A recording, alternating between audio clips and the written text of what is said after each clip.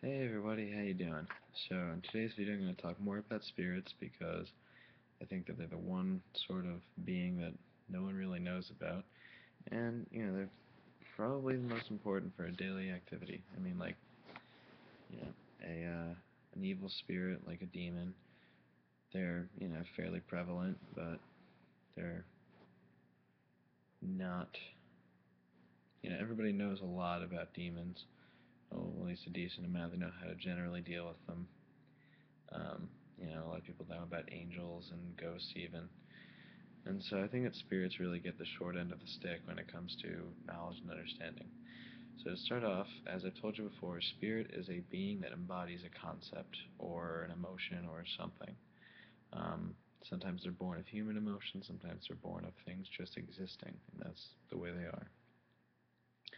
All spirits have a set goal or set um, thing they're programmed to do. So in the case of a forest spirit, they are designed to protect and care for the forest. If the forest gets destroyed, they go on a wrathful, vengeful rampage.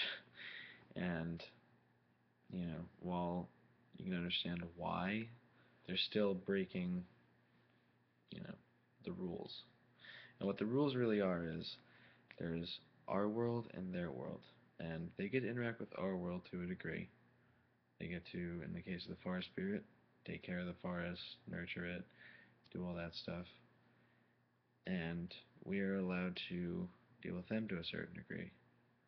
But when the balance gets tipped, and when they start either taking human life or possessing people or, harming humanity or this earth, then it's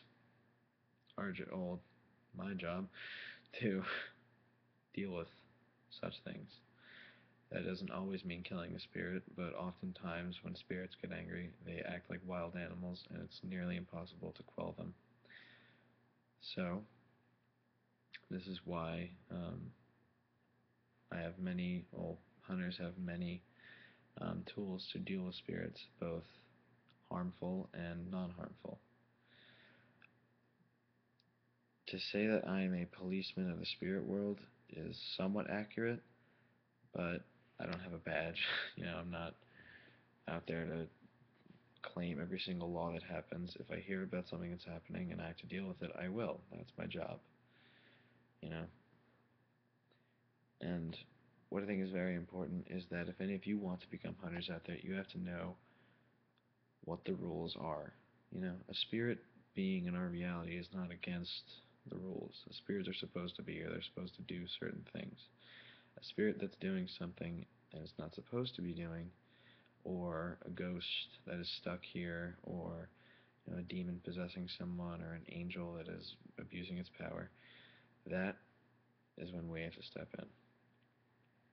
Not when someone feels a chill go down their spine or whatever. That's not what we do. We deal with the supernatural in a very on need basis kind of way. Now,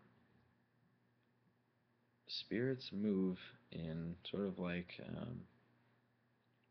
migratory patterns. If there's a spirit that is needed in a certain area, it'll come to that area. If spirits, what hunters like to call spirit traffic, is spirits moving from place to place. It's not like human trafficking. It's like a spirit needs to, if a spirit is summoned to some place, if there's, a cult that is using spirits, then that's what spirit trafficking is. And usually hunters deal with that just by, it's not always a bad thing. Sometimes spirits have to go there. Sometimes there is, a cult that is just worshiping a spirit or whatever. And, that's their business. If they're using that spirit to harm others or to supernaturally affect things they should not be affecting, then we have to step in. Now, as far as accessing the spirit world goes, there are ways to do that, one of which is astral projection. If you ever hear somebody talking about the astral plane, that's what the spirit world is. It's kind of like an amalgamation of a bunch of different spiritual realms. I want to call them realms. They're really like dimensions, but they're very easy to move from place to place. Um, there are physical ways to enter the astral plane, but it is not recommended and it is very difficult. Um, if you wish to interact with the spirit world on that side, you should do so through astral projection.